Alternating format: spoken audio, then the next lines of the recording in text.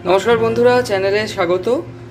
तो आज के आमरा एकटुखानी आमेर चाटनी करब, एकदम टक आमेर चाटनी। तो जेटा करब सेटा होच्छे जे आमगुलोके भालो करे धुए एकदम खोसा छाड़िए तारपरे আমরা এরকমভাবে কেটে নিয়েছি। ভেতরে যে আটিগুলো আছে সেই আটিগুলোকে কেটে নিয়েছি আর জলে ভালো করে ভিজিয়ে রেখেছি। কিন্তু ব্যাপারটা হচ্ছে যে এখন তো আম খুব টক, আমরা একটা হালকা করে সেদ্ধ করে নেব আমটাকে। তো আমরা কি করব, এই কড়াইতে জল দিয়ে আমটাকে আধা সেদ্ধ করে আমরা জলটা ফেলে দেবো, তাহলে কিছুটা টক চলে গেল। তারপরে আমরা প্রেসার কুকারে ফোড়ন দেব, ফোড়ন দিয়ে রান্না করব। তো আগে আমরা একটু জল দিয়ে আমটাকে হালকা সেদ্ধ করে আমরা জলটাকে ফেলে দিই, তাতে টক ভাবটা কমে যাবে। আচ্ছা, যতক্ষণে এটা সেদ্ধ হচ্ছে ততক্ষণে আমি কি করছি, প্রেসার কুকারটা গরম করে এতে আপনার ফোড়নটা দিয়ে রাখছি। ফোড়নটা দিয়ে গ্যাসটা বন্ধ করে দিচ্ছি। ফোড়ন আপনারা দুভাবে দিতে পারেন, একটা হচ্ছে 5 ফোড়ন শুকনো লঙ্কা, আর একটা হচ্ছে আপনাদের নর্মাল সর্ষে, গোটা সর্ষে আর শুকনো লঙ্কা। তো আমরা 5 ফোড়ন শুকনো লঙ্কা আজকে দেবো। দিয়ে গ্যাসটা বন্ধ করে দিচ্ছি। ফোড়ন একটা পোড়া গন্ধ বেরোলে গ্যাসটা বন্ধ করে দেবো। আর এটা ততক্ষণে এটা ফুটে জলটাকে আমরা ছেঁকে দেবো, ঠিক আছে। তারপরে আমরা এই ফোড়নের মধ্যে আমটা দিয়ে আরেকবার ভালো করে সিটি দিয়ে নেব, ঠিক আছে। তো আমি এখানে 5 ফোড়ন শুকনো লঙ্কা ফোড়ন দিয়ে দিই। দেখুন এখানে এটা ফুটছে, এটা ফুটুক। আর এই ফোড়ন দিয়েছি, বেশ সুন্দর গন্ধ বেরোচ্ছে। এবার আমি গ্যাসটাকে বন্ধ করে দেবো।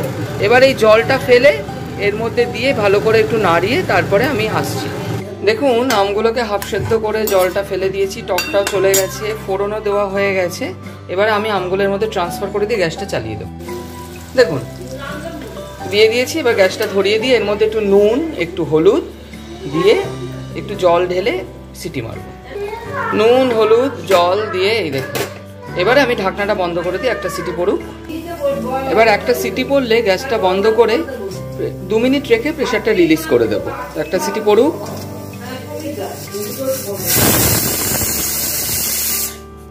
তো গ্যাসটা বন্ধ করে দিলাম, 2 মিনিট ওয়েট করব। গ্যাস বন্ধ, 2 মিনিট ওয়েট করে প্রেসারটা রিলিজ করে দেবো। তারপরে চিনি দেবো।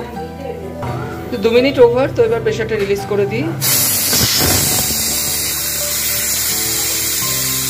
দেখুন জিনিসটা এরকম হয়েছে, তার জন্য খুলে দিলাম, কেন প্রেসারটা রেখে দিলে একদম গলে পাক হয়ে যেত। তো দেখুন আস্তে আস্তে হয়েছে, আবার সেদ্ধ হয়েছে। এবার এর মধ্যে পরিমাণ মতো চিনি দিয়ে ব্যাপারটাকে শুকিয়ে নেব। দেখুন চিনি দিয়েছি, চিনি দিয়ে গ্যাসটাকে মিডিয়াম করেছি। এবার এই চিনিটা গলুক।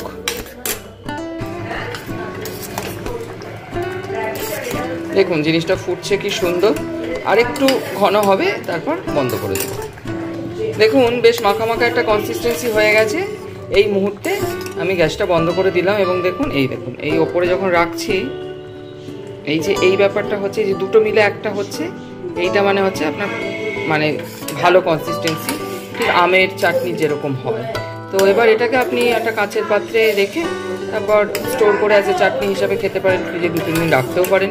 তো এইভাবে ফলো করুন, খুব সহজে হয়ে যায়। আমের চাটনি করা এমন কোনো কঠিন কোনো কাজ না। তো আমার চ্যানেলের উদ্দেশ্যই থাকে যে খুব কম সময় কম টাইম যাতে স্পেন্ড হয় এবং কম এলপিজি খরচাতে প্রেসার কুকারে যাতে আপনারা ভালো কিছু করতে পারেন সেটাই দেখানো। তো সেটা দেখালাম। আপনাদের যদি ভালো লাগে অবশ্যই কমেন্ট করবেন, আর যদি কোনো প্রশ্ন থাকে সেটাও করবেন।